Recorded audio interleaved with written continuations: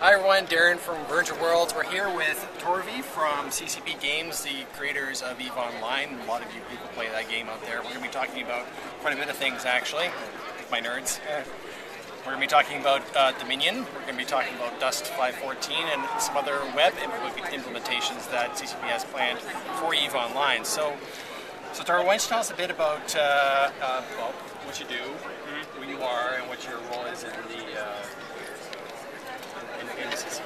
Yeah, okay, so I'm the senior producer of EVE Online. So I'm kind of responsible for if it screws up, it's my fault. so they I get emails? Yes, yeah. Yes, I will get the angry phone call in the middle of the night, asking why it isn't done. Yeah. And I've been with the company since its inception almost, and been with EVE through its 3 years of development and then 6 years of actual running. So it's been an amazing ride.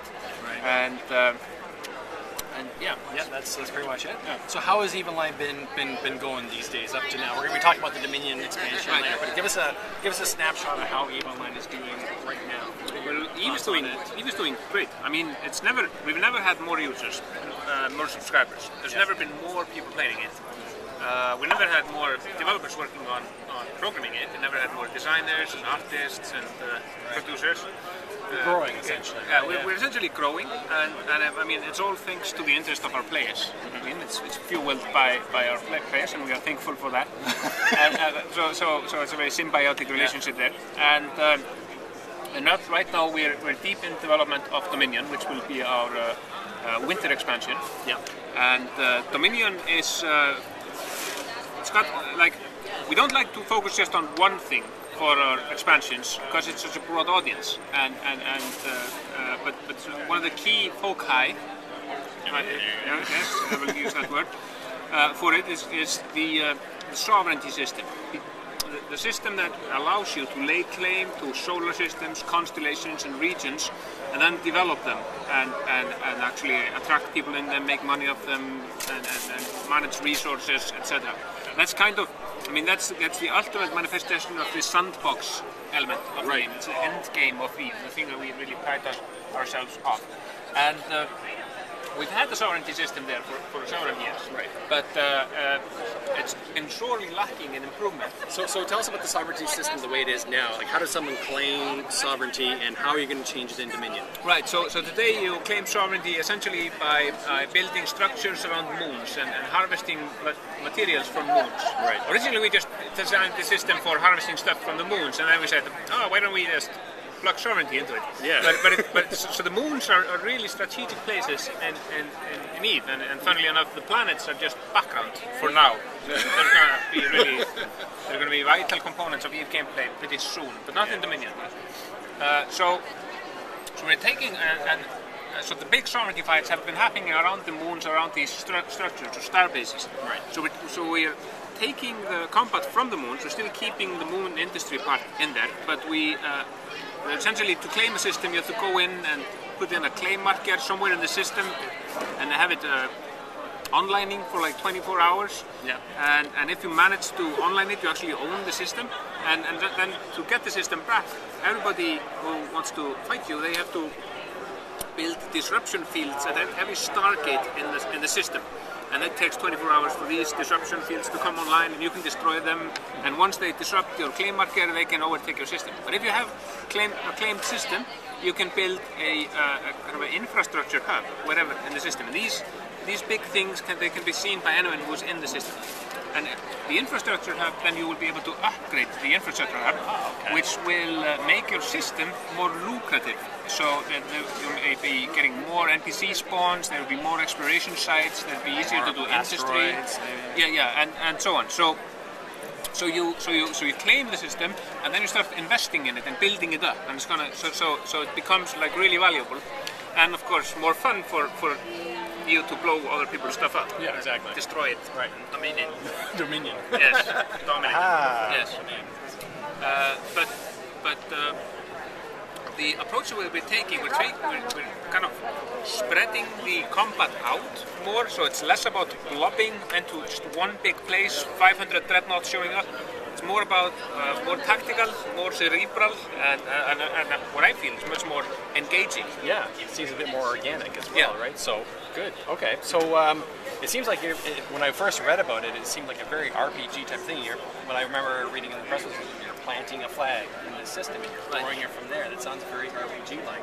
Almost any RPG like Civilization, you go there, you put your colonization, and you start growing out and building up your world. So, how did this idea come to you guys? Like, has it been something you've been thinking about for a while? We think about it a lot. I mean, the majority of our team is people that, or a large portion of our team are people that actually used to play the game a lot. Yeah. So like our lead game designer Noah, who he was actually a bug hunter just back in beta. He was like just a volunteer hunting bugs. Then he became an intern, then a game designer, then lead game designer. So I mean, we live and breathe this stuff, and so we've been thinking about this a lot. And also we just talk to our community a lot. We have a fan fest every year where around 1,000 people show up in Reykjavik, and we have panels and keynotes and stuff and talk to them. We have a democratically elected Council of Stellar Management. It means nine players which are elected every 9 months. And they fly to Reykjavik and we talk to them and they represent the players and bring up issues, and we also talk about new designs with them. So we have a lot of channels of feedback coming in, but of course the ultimate responsibility lies with us, you know, the producer and game designer and so on. Right. So also in Dominion you're introducing some new Navy class ships as well, I believe, or is that not part of Dominion? Yeah, we are, and we are rebalancing them and adding them. We're also adding fighter bombers, which are really cool. You can install them into your motherships and attack, kill other people, and it kind of balances out mothership versus capital ship. Tactics, which and we're also changing a super weapon on our Titan. The Titan. It's no longer an AOE; it's a direct blast. Exactly. Yes. Right. So the Titan had this massively cool super weapon, which we thought people would very seldom use. It's like the Death Star, you know, ray, and they're never going to use it. Once every 5 years, probably. Yeah. And of course, yes, you just have YouTube videos of like series of Titans doing conga dance and everybody's just busting that infernal weapon and it's no fun. Yeah.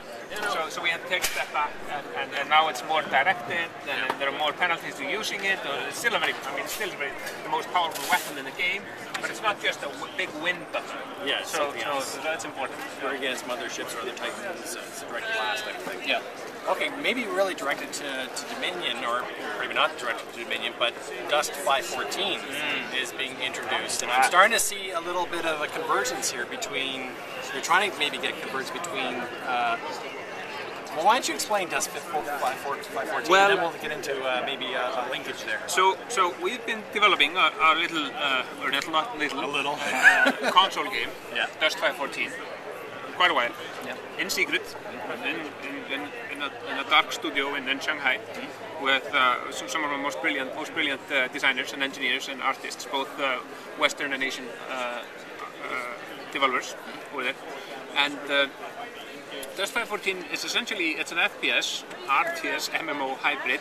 It combines a lot of elements from games that we really love and want to play.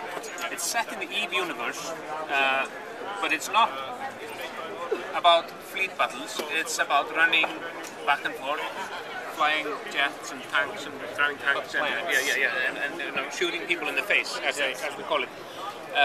However, and as such, it's a really exciting game. It looks great, but it connects to EVE.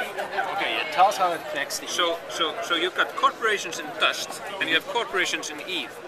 And rather than just develop a new game that's kind of based on the same IP but totally disjoint in a different period of time, we look at it. Dust just opens up a new facet, like into New Eden, a new kind of dimension to New Eden, the game that EVE is set in. Right. So you're going to be having active communications between EVE players and Dust players. And if you want, not necessary, but if you want, an EVE player can actually pay, or an EVE corporation can pay a Dust corporation to do some dirty work on the planets. So a Dust corporation can get money and stuff by working for guys in the starships in the sky above, blow stuff up, win, get stuff. So and then there's like a symbiotic relationship because the Dust guys are going to be helping the EVE guys in laying claim to planets.